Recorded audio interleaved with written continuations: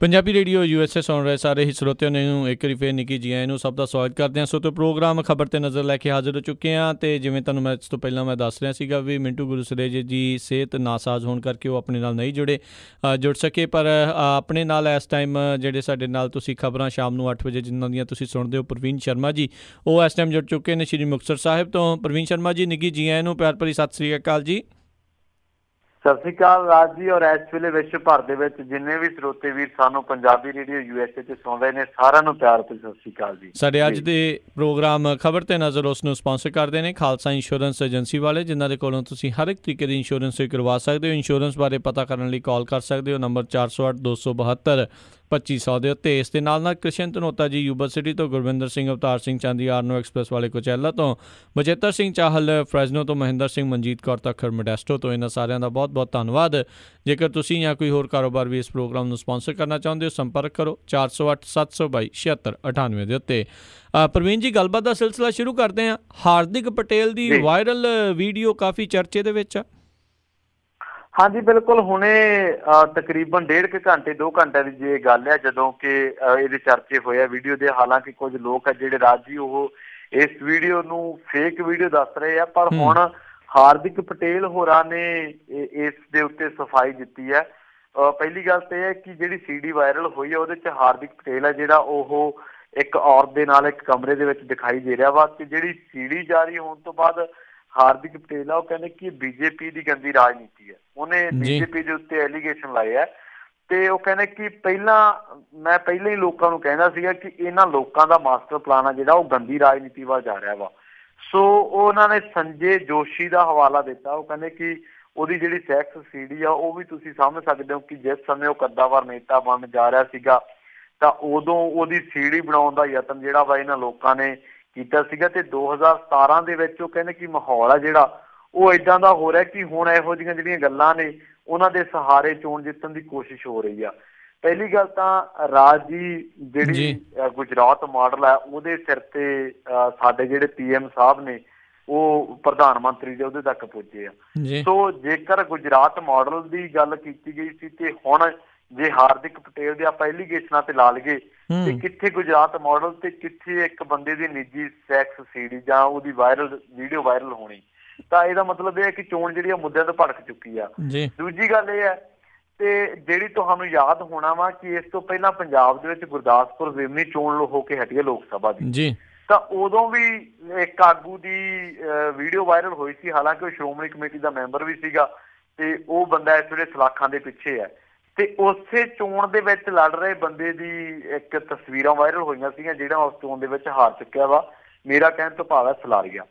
ਸੋ ਇਸ ਵੇਲੇ ਕਿਤੇ ਜ਼ਿਕਰ ਨਹੀਂ ਹੁੰਦਾ ਕਿ ਪੰਜਾਬ ਦੇ ਵਿੱਚ ਜਾਂ ਭਾਰਤ ਦੇ ਵਿੱਚ ਕਿੰਨੀ ਜਿਹੜੀ ਵਸੋਂ ਆ ਰਾਜ ਜੀ ਉਹ ਭੁੱਖਮਰੀ ਦਾ ਸ਼ਿਕਾਰ ਆ, ਬੇਰੁਜ਼ਗਾਰੀ ਦਾ ਸ਼ਿਕਾਰ ਆ। ਪੰਜਾਬ ਭਾਰਤ ਦੀਆਂ ਸੜਕਾਂ ਦਾ ਕੀ ਹਾਲ ਹੈ, ਇੱਥੇ ਟਰਾਂਸਪੋਰਟੇਸ਼ਨ ਕਿਹੋ ਜਿਹੀ ਆ, ਜਨਤਕ ਸਿਹਤ ਸਹੂਲਤਾਂ ਕਿਹੋ ਜਿਹੀਆਂ ਨੇ, ਵਿੱਦਿਆ ਕਿਹੋ ਜਿਹੀ ਆ। ਇਹੋ ਜਿਹਾ ਕੋਈ ਮਸਲਾ ਨਹੀਂ ਹੈਗਾ ਜਿਹ ਤੇ ਵਿਰੋਧੀ ਧਿਰਾਂ ਜਾਂ ਸਰਕਾਰ ਜ਼ਿਕਰ ਕਰਨਾ ਚਾਹੁੰਦੀ ਵੀ ਹੋਵੇ। ਔਰ ਜ਼ਿਕਰ ਕਾਹਦਾ ਕਿ ਕਿਹੜੇ ਬੰਦੇ ਦੀ CD ਵਾਇਰਲ ਹੋਈ ਹੈ, ਕਿਹਨੇ ਕਰਾਈ ਹੈ, ਕਿਹਨੇ ਕੀ ਬਿਆਨ ਦਿੱਤਾ, ਕਿੰਨੇ ਕੁ ਨਿੱਜੀ ਹਮਲੇ ਕੀਤੇ, ਕਿਹਦੀਆਂ ਤਸਵੀਰਾਂ ਵਾਇਰਲ ਹੋਈਆਂ ਨੇ। ਸੋ ਤਕਰੀਬਨ ਲੋਕਤੰਤਰ ਹੈ ਜਿਹੜਾ ਉਹ ਸਾਡਾ ਯੋਗਤੰਤਰ ਦਾ ਇੱਕ ਰੁੱਖ ਹੈ ਜਿਹੜਾ ਉਹ ਅਖਤਿਆਰ ਕਰਦਾ ਜਾ ਰਿਹਾ।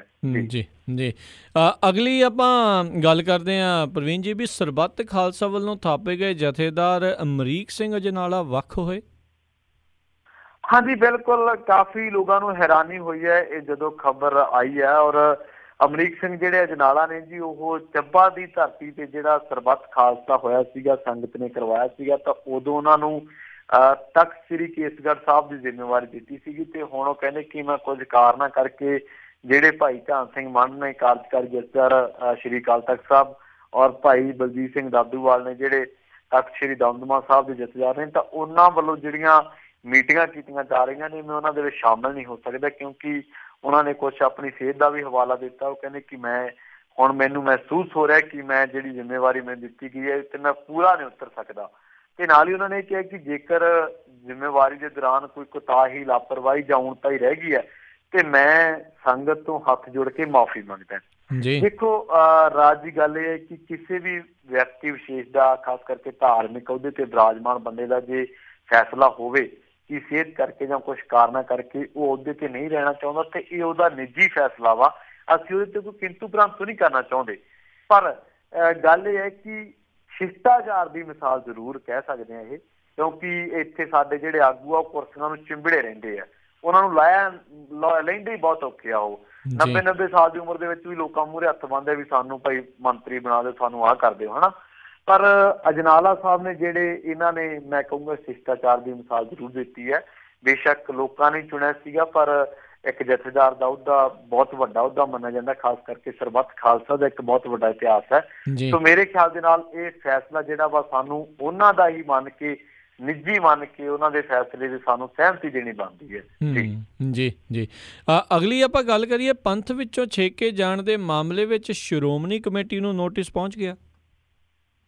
ਹਾਂਜੀ ਬਿਲਕੁਲ, ਹਰਜਿੰਦਰ ਸਿੰਘ ਦਲਗੀਰ ਜੀ ਦਾ ਮਸਲਾ ਸ਼ਾਇਦ ਤੁਸੀਂ ਵਾਕਿਫ ਹੋਵੋਗੇ। ਉਹਨਾਂ ਦੀਆਂ ਕੁਝ ਪੁਸਤਕਾਂ ਜਾਂ ਲਿਖਤਾਂ ਕਰਕੇ ਉਹਨਾਂ ਨੂੰ ਜਿਹੜਾ ਪੰਥ ਦੇ ਵਿੱਚੋਂ ਛੇਕਿਆ ਗਿਆ ਸੀ, ਔਰ ਇਸ ਕਰਕੇ ਉਹਨਾਂ ਨੇ ਇਸ ਸੰਬੰਧੀ ਅਦਾਲਤ ਦਾ ਰੁਖ ਜਿਹੜਾ ਵਾ ਆਪਾਂ ਕਹਿ ਲਈਏ ਕਿ ਅਪਣਾਇਆ ਸੀਗਾ, ਕਾਨੂੰਨੀ ਰੁਖ ਅਖਤਿਆਰ ਕੀਤਾ ਸੀਗਾ, ਔਰ ਉਹਦੇ ਕਰਕੇ ਹੁਣ ਸ਼੍ਰੋਮਣੀ ਕਮੇਟੀ ਤੋਂ 9 ਨਵੰਬਰ ਤੱਕ ਦਾ ਜਿਹੜਾ ਆਪਾਂ ਕਹਿ ਲਈਏ ਕਿ 9 ਦਸੰਬਰ ਤੱਕ ਸਮਾਂ ਮੰਗਿਆ ਔਰ ਦਿੱਤਾ ਗਿਆ ਕਿ ਆਪਦਾ ਜਿਹੜਾ ਜਵਾਬ ਭੇਜਿਆ ਜਾਵੇ।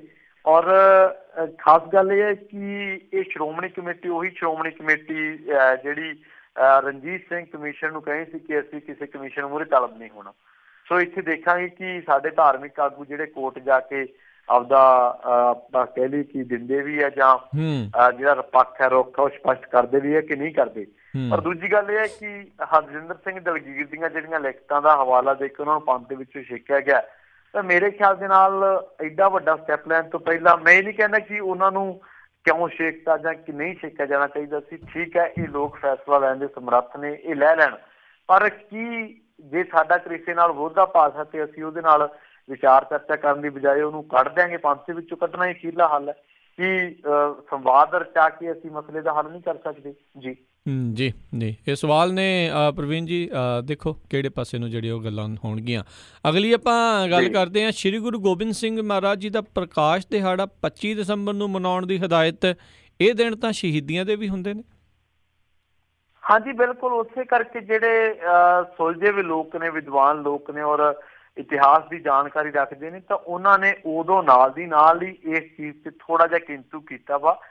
ਦਰਅਸਲ ਦੇ ਵਿੱਚ ਸ਼੍ਰੀ ਅੰਮ੍ਰਿਤਸਰ ਸਾਹਿਬ ਦੇ ਵਿੱਚ ਜਿਹੜੀ ਪੰਜ ਸਿੰਘ ਸਾਹਿਬਾਨ ਦੀ ਜਿਹੜੀ ਮੀਟਿੰਗ ਹੋਈ ਹੈ, ਉਹਦੇ ਵਿੱਚ ਫੈਸਲਾ ਲਿੱਤਾ ਗਿਆ ਕਿ ਜਿਹੜੇ ਸ਼੍ਰੀ ਗੁਰੂ ਗੋਬਿੰਦ ਸਿੰਘ ਜੀ ਦੇ ਜਿਹੜੇ 351ਵਾਂ ਪ੍ਰਕਾਸ਼ ਪੁਰਬ ਆ ਉਹ ਵੱਡੇ ਪੱਧਰ ਤੇ ਸੰਗਤਾਂ ਨੇ ਤਖ਼ਤ ਸ਼੍ਰੀ ਹਰਿਮੰਦਰ ਸਾਹਿਬ ਪਟਨਾ ਸਾਹਿਬ ਵਿਖੇ ਮਨਾਉਣਾ ਵਾ। ਤੇ ਇਸੇ ਕਰਕੇ ਜਿਹੜਾ ਉੱਥੇ ਦੱਸਿਆ ਗਿਆ ਕਿ ਪ੍ਰਕਾਸ਼ ਪੁਰਬ ਜਿਹੜਾ ਪੋਹ ਸੁਦੀ 7ਵੀਂ ਨੂੰ ਮਨਾਇਆ ਜਾਣਾ ਚਾਹੀਦਾ। ਪਰ ਇਸੇ ਦਿਨ ਜਿਹੜਾ ਵਾ ਤੁਹਾਨੂੰ ਸ਼ਾਇਦ ਇਸ ਚੀਜ਼ ਦਾ ਯਾਦ ਹੋਣਾ ਕਿ ਜਿਹੜੇ ਛੋਟੇ ਸਾਹਿਬਜ਼ਾਦੇ ਆ ਉਹਨਾਂ ਦਾ ਸਾਹਿਬਜ਼ਾਦਿਆਂ ਦਾ ਸ਼ਹੀਦੀ ਪੁਰਬ ਮਨਾਇਆ ਜਾਂਦਾ ਵਾ ਇਹਨਾਂ ਦਿਨਾਂ ਦੇ ਵਿੱਚ 23 ਤੋਂ ਲੈ ਕੇ 25 ਦਸੰਬਰ ਤੱਕ।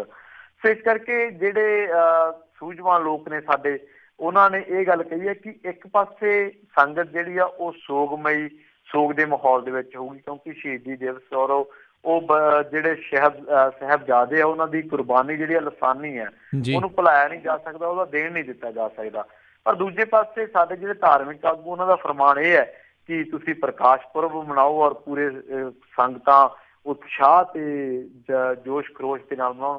ਸੋ ਉਹ ਕਹਿੰਦੇ ਕਿ ਸੰਗਤ ਨੂੰ ਦੁਬਿਧਾ ਦੇ ਵਿੱਚ ਪਾਤਾ ਕਿ ਉਹ ਸੋਗਮਈ ਰਹਿ ਕੇ ਛੋਟੇ ਸਾਹਿਬਜ਼ਾਦਿਆਂ ਨੂੰ ਸ਼ਰਧਾਂਜਲੀ ਦੇਣ ਜਾਂ ਫਿਰ ਪੂਰੇ ਜੋਸ਼ੋ ਖਰਾਸ਼ ਦੇ ਨਾਲ 10ਵੇਂ ਪਾਤਸ਼ਾਹ ਜੀ ਦਾ ਪ੍ਰਕਾਸ਼ ਪੁਰਬ ਮਨਾਉਣ।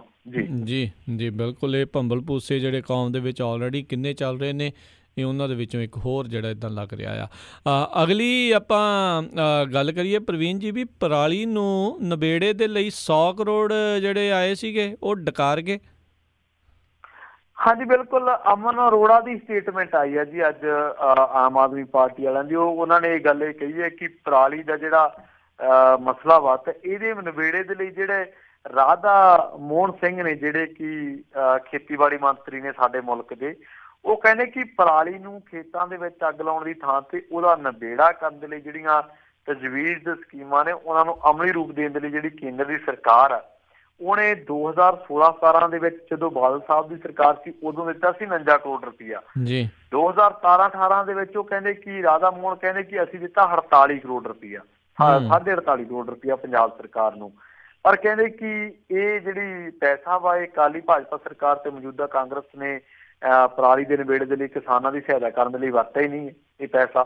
ਸੋ ਅਮਨ ਅਰੋੜਾ ਨੇ ਮੰਗ ਕੀਤੀ ਹੈ ਕਿ ਕੈਪਟਨ ਅਮਰਿੰਦਰ ਸਿੰਘ ਕੋਲੋਂ ਕਿ ਆਪਣੇ ਕਾਰਜਕਾਲ ਦੇ ਦੌਰਾਨ ਜਿਹੜਾ ਪੈਸਾ ਆ ਉਹਦੇ ਬਾਰੇ ਪੰਜਾਬ ਦੇ ਲੋਕਾਂ ਨੂੰ ਸਪਸ਼ਟੀਕਰਨ ਦੇਣ, ਤੇ ਜਿਹੜੀ ਪਿਛਲੇ ਬਾਦਲ ਸਰਕਾਰ ਦੀ ਭੂਮਿਕਾ ਸੀਗੀ ਉਹਦੀ ਜਿਹੜੀ ਹੈ ਸਮਾਂ ਵੱਧ ਕੋਈ ਉੱਚ ਪੱਧਰੀ ਜਾਂਚ ਕਰਵਾਈ ਜਾਵੇ ਤਾਂ ਜੋ ਜਿਹੜਾ ਸੱਚ ਆ ਉਹ ਲੋਕਾਂ ਸਾਹਮਣੇ ਆ ਸਕੇ।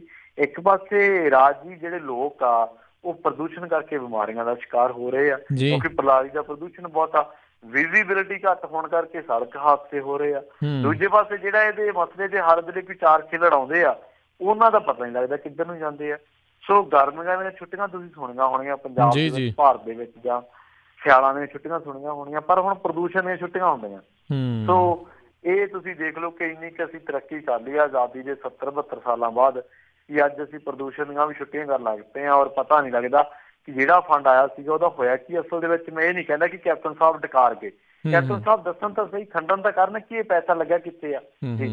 ਜੀ ਅਗਲੀ ਆਪਾਂ ਪ੍ਰਵੀਨ ਜੀ ਗੱਲ ਕਰਦੇ ਹਾਂ, ਹਿੰਦੂ ਨੇਤਾ ਨੂੰ ਮਾਰਨ ਵਾਲਾ ਸੰਧੂ ਨਾਂ ਦਾ ਜਿਹੜਾ ਬੰਦਾ ਸੀ ਉਸਨੇ ਉਸਦੀ ਮੌਤ ਦਾ ਰਾਜ ਖੋਲ੍ਹਿਆ ਫੇਸਬੁੱਕ ਦੇ ਜ਼ਰੀਏ। ਦੇਖੋ ਪਹਿਲੀ ਗੱਲ ਤਾਂ ਸਾਰਜ ਸੰਧੂ ਨੇ ਇਸ ਚੀਜ਼ ਦੀ ਜ਼ਿੰਮੇਵਾਰੀ ਲਈ। ਉਹ ਕਹਿੰਦੇ ਕਿ ਜਿਹੜਾ ਵਿਪਨ ਸ਼ਰਮਾ ਦਾ ਕਤਲ ਆ ਉਹ ਅਸੀਂ ਕੀਤਾ ਵਾ, ਤੇ ਪਰ ਉਹਨਾਂ ਨੇ ਕਿਹਾ ਕਿ ਇਹ ਜਿਹੜਾ ਕਤਲ ਆ ਇਹਨੂੰ ਧਰਮ ਦੇ ਨਾਲ ਨਾ ਜੋੜਿਆ ਜਾਵੇ, ਇਹਨੂੰ ਕਿਸੇ ਤਰੀਕੇ ਨਾਲ ਮਤਲਬ ਕਿ ਦੋ ਫਿਰਕਿਆਂ ਦੇ ਵਿਚਾਲੇ ਨਾ ਕਤਲ ਕਰਾਰ ਦਿੱਤਾ ਜਾਵੇ। ਉਹ ਕਹਿੰਦੇ ਕਿ ਇਹ ਸਾਡੀ ਨਿੱਜੀ ਰੰਜਿਸ਼ ਸੀਗੀ। ਸੋ ਇਸ ਕਰਕੇ ਉਹ ਕਹਿੰਦੇ ਕਿ ਜਿਹੜਾ ਮੀਡੀਆ ਦੇ ਵਿੱਚ ਚੱਲ ਰਿਹਾ ਉਹ ਵੀ ਗਲਤ ਹੈ। ਤੇ ਸਾਰਜ ਸੰਧੂ ਇਹ ਕਹਿੰਦਾ ਕਿ ਇਹ ਜਿਹੜਾ ਵਿਪਨ ਸ਼ਰਮਾ ਸੀਗਾ ਇਹਨੇ ਇੱਕ ਪੁਲਿਸ ਮੁਲਾਜ਼ਮ ਦਾ ਕਤਲ ਕਰਵਾਇਆ ਸੀਗਾ, ਤੇ ਇਹ ਜਿਹੜਾ ਪੁਲਿਸ ਮੁਲਾਜ਼ਮ ਸੀਗਾ ਇਹ ਮੇਰੇ ਦੋਸਤ ਦਾ ਪਿਤਾ ਸੀਗਾ। ਤੇ ਉਹ ਕਹਿੰਦਾ ਕਿ ਜੇਕਰ ਯਕੀਨ ਨਹੀਂ ਤਾਂ ਇਹ ਜਿਹੜਾ ਪੁਲਿਸ ਜਾਂਚ ਆ ਉਹ ਇਸ ਮਸਲੇ ਦੀ ਕਰਵਾਈ ਜਾਵੇ, ਸੱਚ ਸਾਰਿਆਂ ਦੇ ਸਾਹਮਣੇ ਆ ਜਾਊਗਾ।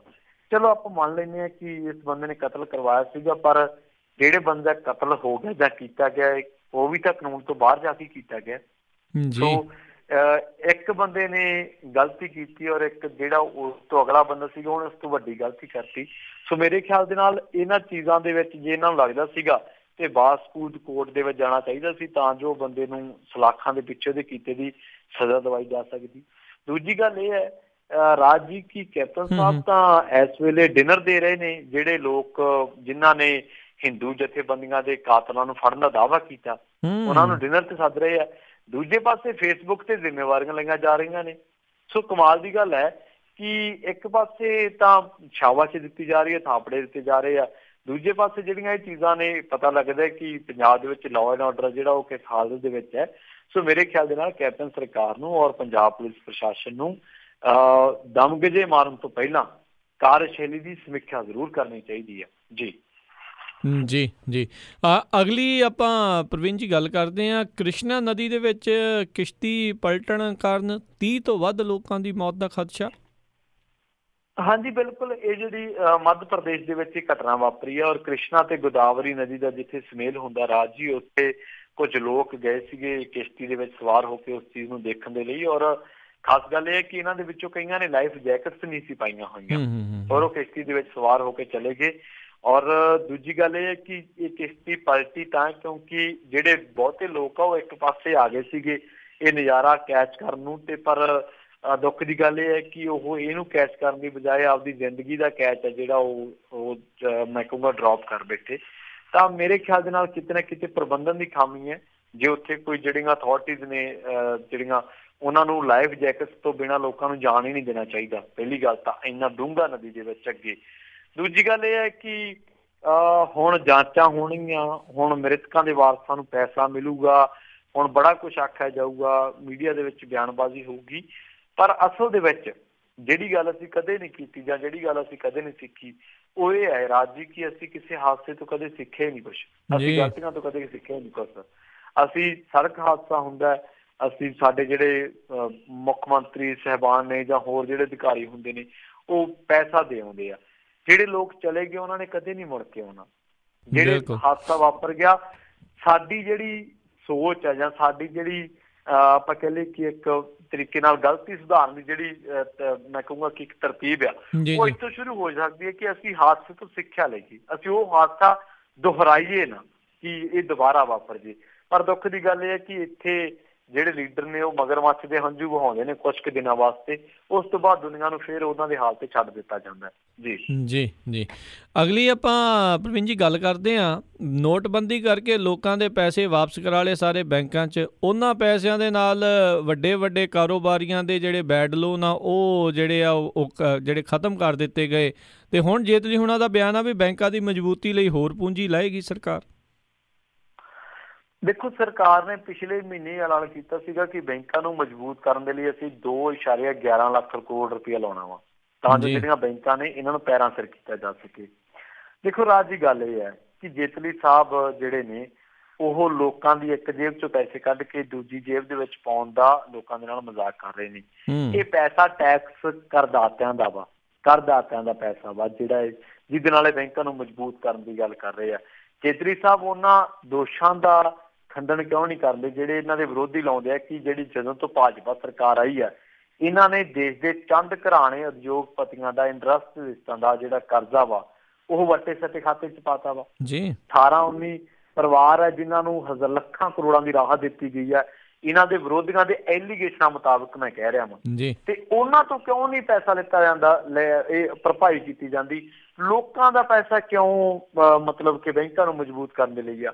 ਨਾਲੇ ਇਹ ਤਾਂ ਉਹੀ ਪਾਰਟੀ ਦੇ ਬੰਦੇ ਜਿਹੜੇ ਕਹਿੰਦੇ ਸੀ 100 ਦਿਨਾਂ ਦੇ ਅੰਦਰ ਅੰਦਰ ਕਾਲਾ ਧਨ ਲਿਆਵਾਂਗੇ, ਤੇ ਬੈਂਕਾਂ ਕਾਲੇ ਧਨ ਦੇ ਪੈਸੇ ਨਾਲ ਕਿਉਂ ਨਹੀਂ ਮਜ਼ਬੂਤ ਕੀਤੀਆਂ ਜਾਂਦੀਆਂ? ਸੋ ਇਹ ਚੀਜ਼ਾਂ ਨੇ ਜਿਹੜੇ ਲੋਕ ਕਹਿੰਦੇ ਸੀਗੇ ਕਿ ਅਸੀਂ ਕਾਲਾ ਧਨ ਲਿਆਉਣਾ ਜਾਂ ਭ੍ਰਿਸ਼ਟਾਚਾਰ ਹੋਣ ਨਹੀਂ ਦੇਣਾ, ਅੱਜ ਉਹਨਾਂ ਤੇ ਹੀ ਭ੍ਰਿਸ਼ਟਾਚਾਰੀਆਂ ਨੂੰ ਸ਼ੈਲਟਰ ਕਰਨ ਦੇ ਦੋਸ਼ ਲੱਗ ਰਹੇ ਆ। ਸੋ ਜੇਤਲੀ ਸਾਹਿਬ ਜਿਹੜੇ ਨੇ ਉਹ ਇਕੱਲੇ ਵਿਰੋਧੀਆਂ ਦੇ ਨਿਸ਼ਾਨੇ ਤੇ ਨਹੀਂ, ਉਹ ਤਾਂ ਇੰਨੀ ਕੁ ਕਾਬਲੀਅਤ ਰੱਖਦੇ ਆ ਵੀ ਆਪਣੀ ਪਾਰਟੀ ਦੇ ਬੰਦੇ ਉਹਨੂੰ ਨੁਮਾਇੰਦ ਰਹੇ ਆ। ਸਾਬਕਾ ਵਿੱਤ ਮੰਤਰੀ ਜਸਵੰਤ ਸਿਨਹਾ, ਮੈਂਬਰ ਪਾਰਲੀਮੈਂਟ ਸ਼ਤਰੂਘਨ ਸਿਨਹਾ ਨੇ ਖੁੱਲ ਕੇ ਉਹਨਾਂ ਦੀ ਕਾਬਲੀਅਤ ਜਿਹੜੇ ਆ ਉਹ ਸਵਾਲ ਖੜੇ ਕੀਤੇ ਆ। ਜੀ ਜੀ ਜੀ। ਅਗਲੀ ਆਪਾਂ ਗੱਲ ਕਰਦੇ ਹਾਂ, ਚੰਡੀਗੜ੍ਹ ਛੇੜਛਾੜ ਮਾਮਲੇ ਦੇ ਵਿੱਚ ਵਿਕਾਸ ਬਰਾਲਾ ਦੀ ਜ਼ਮਾਨਤੀ ਅਰਜੀ ਰੱਦ ਹੋਈ। ਦੇਖੋ, ਇਹ ਜਿਹੜਾ ਚੰਡੀਗੜ੍ਹ ਛੇੜਛਾੜ ਮਾਮਲਾ ਵਾ, ਵਰਨਿਕਾ ਕੁੰਡੂ ਜਿਹੜੀ ਕਿ ਇੱਕ ASI ਦੀ ਕੁੜੀ ਆ, IAS ਦੀ ਕੁੜੀ ਆ, ਉਹਦੇ ਨਾਲ ਛੇੜਛਾੜ ਹੋਈ ਸੀਗੀ, ਅੱਧੀ ਰਾਤ ਨੂੰ ਕੀਤੀ ਸੀ ਸੁਭਾਸ਼ ਬਰਾਲੇ ਦੇ ਕਾਕੇ ਵਿਕਾਸ ਬਰਾਲਾ ਨੇ। ਉਸ ਮਾਮਲੇ ਦੇ ਵਿੱਚ ਇਸ ਵੇਲੇ ਇਹ ਬੰਦਾ ਸਲਾਖਾਂ ਪਿੱਛੇ ਆ, ਜ਼ਮਾਨਤ ਮੰਗ ਰਿਹਾ, ਚੌਥੀ ਵਾਰ ਜ਼ਮਾਨਤ ਅਰਜੀ ਇਹਦੀ ਰੱਦ ਹੋਈ ਆ। ਪਿਛਲੀ ਜਿਹੜੀ ਜ਼ਮਾਨਤ ਅਰਜੀ ਸੀ ਜਾਂ ਪਿਛਲੀ ਜਿਹੜੀ ਡਿਬੇਟ ਸੀਗੀ ਉਹਦੇ ਵਿੱਚ ਆਰਗੂਮੈਂਟ ਦੇ ਵਿੱਚ ਇਹ ਗੱਲ ਕਹੀ ਗਈ ਸੀ ਕਿ ਅਗਵਾ ਦੀ ਧਾਰਾ, ਕਿਡਨੈਪਿੰਗ ਦੀ ਧਾਰਾ ਵੀ ਹਟਾਉਣ ਦੀ ਮੰਗ ਕੀਤੀ ਗਈ ਸੀਗੀ। ਸੋ ਇਸ ਕਰਕੇ ਰਾਜ ਦੀ ਗੱਲ ਇਹ ਹੈ ਕਿ ਜਿਹੜੇ ਸਾਡੇ ਇੱਥੇ ਸਿਆਸੀ ਫਰਜ਼ੰਦ ਨੇ, ਮਤਲਬ ਸਿਆਸਤਦਾਨਾਂ ਦੇ ਕਾਕੇ ਨੇ, ਉਹ ਮੁੱਢਲੇ ਤੌਰ ਤੇ ਤਾਂ ਕੇਸਾਂ ਨੂੰ ਪ੍ਰਭਾਵਿਤ ਕਰ ਸਕਦੇ ਆ। ਜਿਵੇਂ ਇਸ ਕੇਸ ਦੇ ਵਿੱਚ ਉਹਨਾਂ ਨੂੰ ਮੁੱਢਲੀ ਪੁੱਛਗਿੱਛ ਤੋਂ ਬਾਅਦ ਛੱਡ ਦਿੱਤਾ ਗਿਆ ਸੀ, ਬਾਅਦ ਦੇ ਵਿੱਚ ਗ੍ਰਿਫਤਾਰ ਕੀਤਾ ਗਿਆ ਜਾਂ CCTV ਫੁਟੇਜ ਗਾਇਬ ਹੋ ਗਈ ਸੀ, ਮੀਡੀਆ ਦੇ ਦਬਾਅ ਕਰਕੇ ਬਾਹਰ ਨਿਕਲ ਕੇ ਆਈ।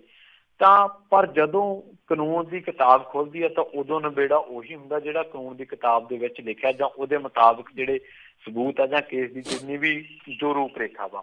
ਇੱਥੋਂ ਇਹ ਪਤਾ ਲੱਗਦਾ ਵਾ ਕਿ ਜਿਹੜੇ ਲੋਕ ਸਿਸਟਮ ਤੇ ਕਾਬਜ਼ ਨੇ ਜਾਂ ਪ੍ਰਧਾਨ ਨੇ, ਅਹੁਦੇਦਾਰ ਨੇ ਵੱਡੇ ਵੱਡੇ, ਉਹ ਕਿਸੇ ਹੱਦ ਤੱਕ ਕਿਸੇ ਕੇਸ ਨੂੰ ਪ੍ਰਭਾਵਿਤ ਕਰ ਸਕਦੇ ਆ। ਪਰ ਜੇ ਉਹ ਕਹਿਣ ਕਿ ਸਾਡੇ ਕਰਕੇ ਹੀ ਜਿਹੜੇ ਪਰਿੰਦੇ ਪਰ ਮਾਰਦੇ ਆ ਤੇ ਇਹ ਗੱਲਾਂ ਝੂਠੀਆਂ ਨੇ। ਹਾਂ, ਇੱਕ ਗੱਲ ਜ਼ਰੂਰ ਹੈ, ਇੱਕ ਸਵਾਲ ਮੈਂ ਜ਼ਰੂਰ ਖੜਾ ਕਰਨਾ ਚਾਹੁੰਦਾ ਕਿ ਜੇਕਰ ਵਰਨਿਕਾ ਕੁੰਡੂ ਜਿਹੜੀ ਕੁੜੀ ਆ ਉਹ ਇੰਨੀ ਦਲੇਰੀ ਨਾ ਦਿਖਾਉਂਦੀ ਤਾਂ ਕੀ ਸਾਡੇ ਸਿਸਟਮ ਦੇ ਵਿੱਚ ਇੰਨੀ ਮੈਂ ਕਹੂੰਗਾ ਕਿ ਦਲੇਰੀ ਜਾਂ ਸਾਡੇ ਸਿਸਟਮ ਦੇ ਵਿੱਚ ਇੰਨੀ ਜ਼ਰੂਰਤ ਸੀਗੀ ਕਿ ਵਿਕਾਸ ਬਰਾਲਾ ਅੱਜ ਸਲਾਖਾਂ ਪਿੱਛੇ ਹੁੰਦਾ?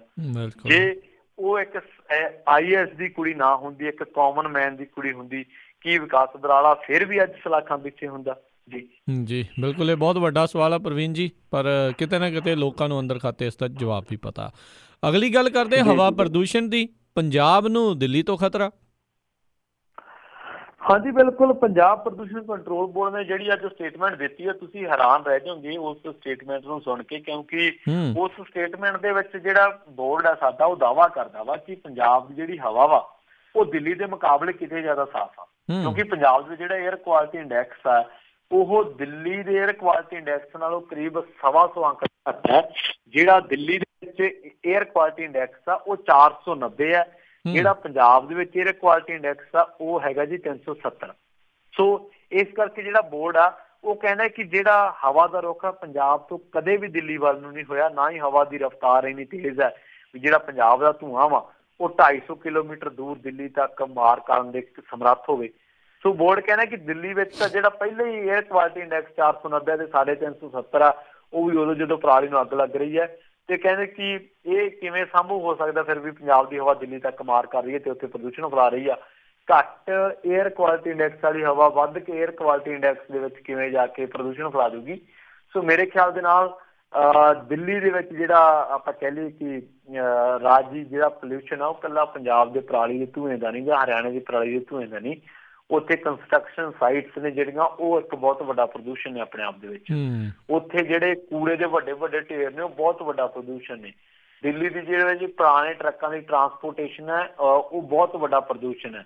ਜਿਹੜੀਆਂ ਲਾਈਟਾਂ ਦੇ ਉੱਤੇ ਜਿਹੜੇ ਵਹੀਕਲ ਸਟਾਰਟ ਖੜੇ ਰਹਿੰਦੇ ਨੇ ਖਾਸ ਕਰਕੇ ਡੀਜ਼ਲ ਵਹੀਕਲ ਉਹ ਬਹੁਤ ਵੱਡਾ ਪ੍ਰਦੂਸ਼ਣ ਹੈ। ਸੋ ਇੱਕ ਤਾਂ ਉੱਥੇ ਨੋਇਜ਼ ਪ੍ਰਦੂਸ਼ਣ ਇੱਕ ਬਹੁਤ ਵੱਡਾ ਪ੍ਰਦੂਸ਼ਣ ਹੈ।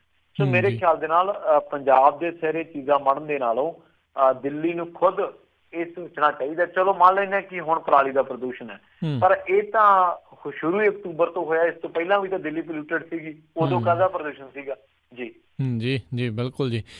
ਤੇ ਆਪਾਂ ਜਾਂਦੇ ਜਾਂਦੇ ਪ੍ਰਵੀਨ ਜੀ ਗੱਲ ਕਰ ਲਈਏ ਵੀ ਰਾਮ ਰਹੀਮ ਨੂੰ ਪਰਿਵਾਰ ਮਿਲਿਆ ਪਰ ਪਤਨੀ ਨੂੰ ਨਹੀਂ। ਹਾਂਜੀ, ਪਤਨੀ ਤੇ ਉਹਨਾਂ ਦੇ ਮਾਤਾ ਨਹੀਂ ਮਿਲੇ। ਉਹਨਾਂ ਦਾ ਜਿਹੜਾ ਮੁੰਡਾ ਜਸਮੀਤ ਹੈ ਜਾਂ ਹੋਰ ਜਿਹੜੇ ਰਿਸ਼ਤੇਦਾਰ ਉਹਨਾਂ ਦੇ ਧੀਆਂ ਉਹਨਾਂ ਦੇ ਜਵਾਈ ਮਿਲੇ ਆ ਤੇ ਉਹਨਾਂ ਨੇ 1.5 ਘੰਟਾ ਗੱਲਬਾਤ ਕੀਤੀ ਹੈ ਗੁਰਮੀਤ ਇੰਸਾ ਦੇ ਨਾਲ। ਪਰ ਇਸ ਵੇਲੇ ਜਿਹੜੀ ਚਰਚਾ ਜੀ ਉਹ ਇਹ ਵੀ ਹੈ ਕਿ ਜਿਹੜਾ ਗੁਰਮੀਤ ਇੰਸਾ ਵਾ ਉਹਦੇ ਕਰਕੇ ਦੂਜੇ ਕੈਦੀ ਬਹੁਤ ਤੰਗ ਆ। ਉਹ ਇੱਕ ਬੰਦਾ ਆਇਆ ਜੇਲ੍ਹ ਦੇ ਵਿੱਚੋਂ ਸਜ਼ਾ ਕੱਟ ਕੇ, ਰਾਹੁਲ ਜੈਨ, ਜਿਹੜਾ ਜ਼ਮਾਨਤ ਤੇ ਰਿਹਾ ਹੋ ਕੇ ਆਇਆ।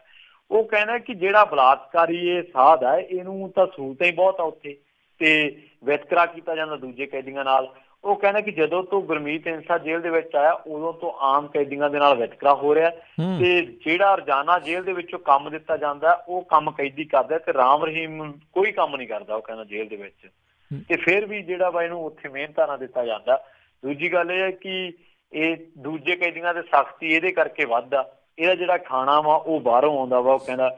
ਤੇ ਖਾਸ ਗੱਲ ਇਹ ਕਿ ਜਿਹੜੇ ਅਖਬਾਰ ਆਉਂਦੇ ਜੇਲ੍ਹ ਦੇ ਵਿੱਚ ਤੇ ਉਹਨਾਂ ਦੇ ਵਿੱਚੋਂ ਰਾਮ ਰਹੀਮ ਬਾਰੇ ਜਿਹੜੀਆਂ ਖਬਰਾਂ ਛਪੀਆਂ ਹੁੰਦੀਆਂ ਉਹਨਾਂ ਨੂੰ ਪਾੜ ਦਿੱਤਾ ਜਾਂਦਾ ਤਾਂ ਜੋ ਦੂਜੇ ਕੈਦੀ ਜਿਹੜੇ ਪੜ੍ਹ ਨਾ ਲੈਣ। ਸੋ ਇਹ ਖਦਸ਼ਾ ਪ੍ਰਗਟਾਇਆ ਜਾ ਰਿਹਾ ਸੀ ਪਹਿਲਾਂ ਵੀ ਰਾਜ ਜੀ ਕਿ ਇਹ ਚੀਜ਼ਾਂ ਹੋ ਸਕਦੀਆਂ ਨੇ ਉੱਥੇ। ਪਰ ਹੁਣ ਜਿਹੜੇ ਐਲੀਗੇਸ਼ਨ ਹੈ ਉਹ ਜ਼ਰੂਰ ਲੱਗ ਰਿਹਾ ਤਾਂ ਇਹ ਕਿਤੇ ਨਾ ਕਿਤੇ ਸੰਕੇਤ ਹੈ ਕਿ ਉਹਦੇ ਨਾਲ ਕਿਤੇ ਨਾ ਕਿਤੇ ਜਿਹੜਾ ਹਰਿਆਣਾ ਸਰਕਾਰ ਦਾ ਵਤੀਰਾ ਵਾ ਉਹਦੀ ਸੇਵਾ ਭਾਵਨਾ ਵਾਲਾ ਹੋ ਸਕਦਾ ਵਾ।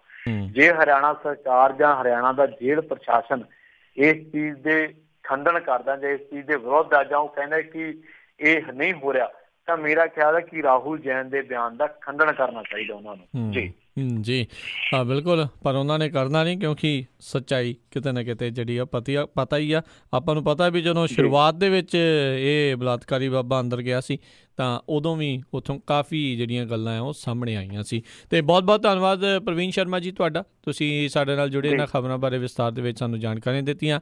ਅਗਲੀ ਵਾਰ ਤੱਕ ਲਈ ਬਹੁਤ ਬਹੁਤ ਧੰਨਵਾਦ, ਮਿਹਰਬਾਨੀ, ਸਤਿ ਸ਼੍ਰੀ ਅਕਾਲ ਜੀ। ਧੰਨਵਾਦ ਜੀ ਤੁਹਾਡਾ, ਸਤਿ ਸ਼੍ਰੀ ਅਕਾਲ।